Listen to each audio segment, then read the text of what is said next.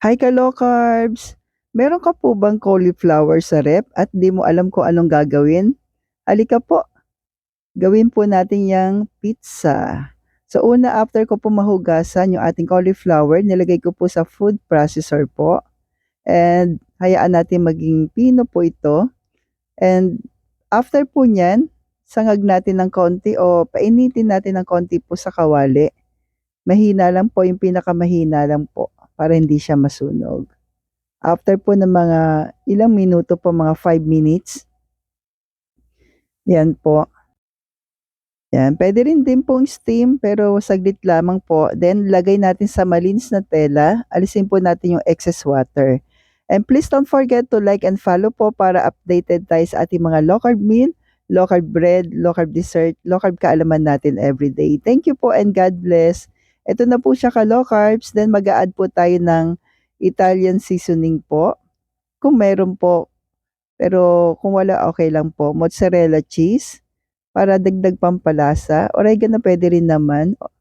1/2 cup po na almond flour available sa grindahan. Pero iba talaga yung ano po, Italian seasoning. And 3 pieces po na large eggs. At add po tayo ng cheddar cheese. Kasi yung mozzarella cheese po, wala naman siya talagang gano'ng lasa. Kaya add tayo po ng cheddar cheese. Dagdag pampalasa at dagdag din na po ng pagiging cheesiness niya. Para po medyo nagme-melt pa rin siya. Okay po.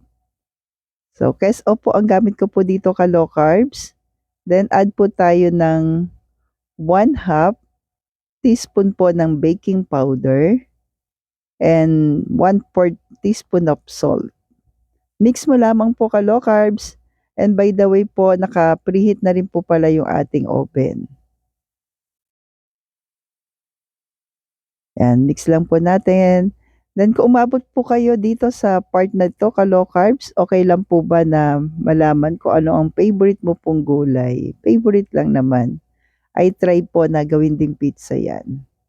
So, 'wag lang ang palaya parang hindi ko ma-imagine ano, sa may gano'n. So, 'yan po. Puwede pong sa round pan natin ilagay. Pero ito kasi yung pinaka-tray po ng aking oven. Dito ko na po nilagay and nagkasya naman po siya. At ang ganda rin ng ano niya, yung kapal niya, katamtaman din yung kapal niya. Katulad din sa mga pizza actually. Actually mas makapal pa nga siya kung titignan po, Kasi sa pizza ko medyo mas manipis lang. Ang ano lang po kasi sa pizza crust ay merong harina. So out po sa atin ang harina po. Almond flour puwede po, 'yan. I-bake na po natin ka-low carbs in 230 po Celsius in 20 minutes. So ito na po siya ka-low carbs, ang pinaka-base ko po dito ay tomato ketchup, no added sugar po from Grindahan. Pero sa totoo lang po ka-low carbs, napansin ko dito, pagbuhos ko kasi akala ko marami pa. Italian ano po ito kasi dalawang klase, sweet blend tsaka Italian. Italian po ito po. Ang sarap nito ka-low carbs. Ang problema ko po, ubos na pala. So, gawa tayo ng paraan.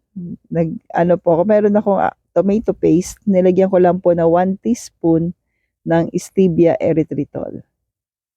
Yan. So, okay na siya. At meron akong leftover na chicken. Ito na po yung aking pinaka-toppings para hindi pa rin mawawala yung protina. So, kung walang leftover na chicken, pwede naman pong giniling. Kung meron ka po, gigisa mo lang po muna. So, pwede na rin siyang pinaka-toppings mo po.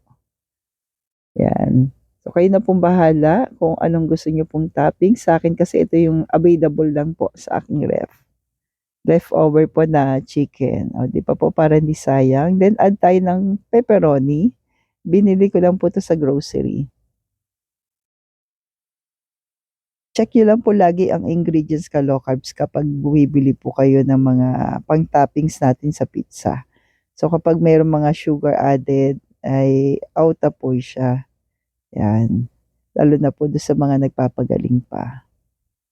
Okay po, nag-add po ako ng konting mushroom dito. Puwede ba yung salata na mushroom? Yes, puwede naman po. Okay. And nag-add ako ng white onion. Masarap lang kasi po ka-low carbs na pagsamahin. Nagbe-blend yung lasa ng sibuyas tsaka yung manok. Add po ako dito ng mozzarella cheese. Yan. So, pagdating sa mozzarella cheese, check lang din po ang ingredients at cheddar cheese. Yan. Pinang-partner ko po dito ka-low carbs na drinks ay ano po, pipino at kalamansi. Yan. At nilagyan ko rin ng mint. Kung may napanood niyo po yung aking video na yon. Yan. So, yun po yung aming pinang-partner dito. Second meal namin. 230 Celsius in 10 minutes po. Hayaan nyo lang mag-melt yung cheese, ka-low carbs. Then, ito po, makikita nyo po dito kung gaano karami po yung aming nagawa o na-bake. So, ganun kalaki po. Si Pastor kasi nag-i-slice dito. Yan.